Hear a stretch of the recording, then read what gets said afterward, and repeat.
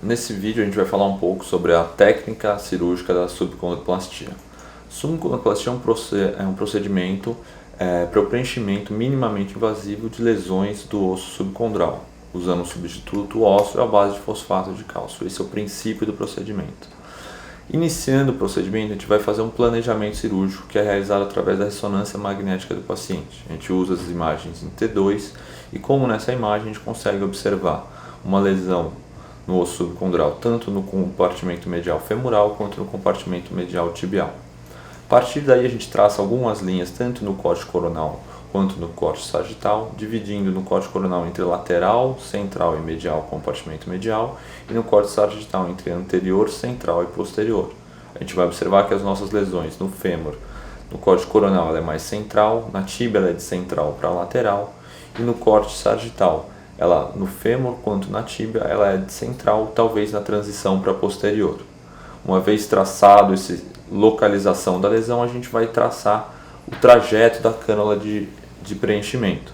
Esse trajeto ele tem que ser traçado da mesma forma, tanto no corte coronal quanto no corte sagital da ressonância, tentando, se possível, fazer trajetos longos, para que o enxerto não retorne, não volte pelo trajeto que a gente vai fazer da cânula e não extravase para fora. Aqui no fêmur, tanto no fêmur quanto na tíbia, a gente está fazendo um trajeto de lateral para medial, um trajeto longo. A gente faz o trajeto de uma forma que corra sempre dentro do osso e chegue ao centro da lesão de forma bastante tranquila. A gente pode fazer um ou dois planos cirúrgicos com trajetos um pouco mais longos ou mais curtos, dependendo daquilo que o cirurgião achar que vai ser mais tranquilo para chegar ao centro da lesão. O material é mais ou menos esse, que vão vir para você exatamente com uma cânula que tem duas pontas, uma ponta romba, que vai servir para que a gente se aproxime mais do osso subcondral sem atravessar, e uma ponta cortante, que vai ser usada para a gente atravessar, iniciar a entrada no osso cortical. Essa ponta romba ela é muito interessante para a gente conseguir chegar o mais próximo possível do osso subcondral sem atravessar a cortical, com um pouco mais de segurança, que a gente possa colocar um pouco mais de força para introduzir a cânula, tendo a segurança de não atravessar o osso subcondral sem invadir a articulação.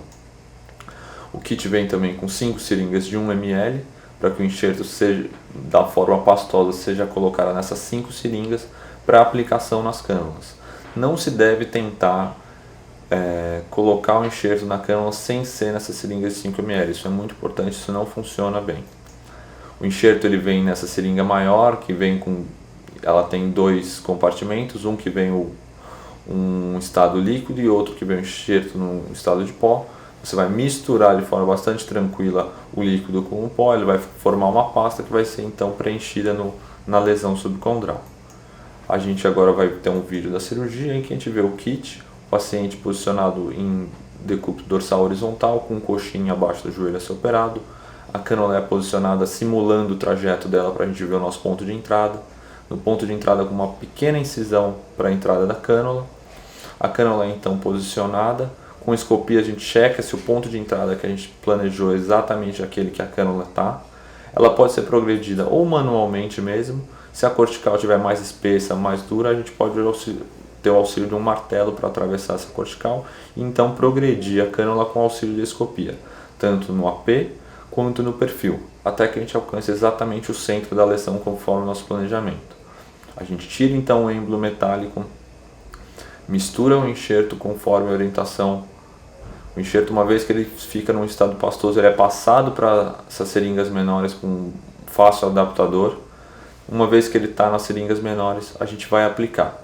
Entre a aplicação de uma seringa e outra, é importante a gente sempre passar o êmbolo metálico, evitando que fique muito enxerto dentro da cânula entre uma seringa e outra. Isso facilita o preenchimento do espaço da lesão que a gente está tentando preencher.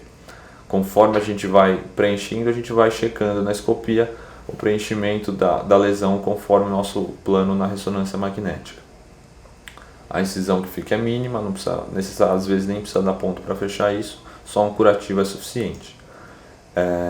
Aqui a gente tem uma peça que foi feita o preenchimento com enxerto, a gente vê que a radiografia final vai mostrar bem a região que foi infiltrada.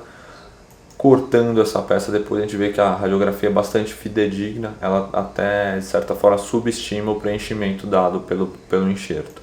De dicas mais importantes fica o uso de um trajeto mais longo para a cânula, usar a ponta rombo ao se aproximar da cortical que a gente vai entregar o enxerto, sempre intercalar o êmbolo metálico entre uma seringa e outra do enxerto, utilizar algumas imagens de escopia ao longo do preenchimento, tendo certeza que esse enxerto não está sendo extravasado para nenhuma região, o reposicionamento da cânula em algumas lesões maiores, em que o preenchimento em um único espaço não vai preencher toda aquela lesão que a gente mapeou antes, então você reposiciona a cânula e continua o preenchimento.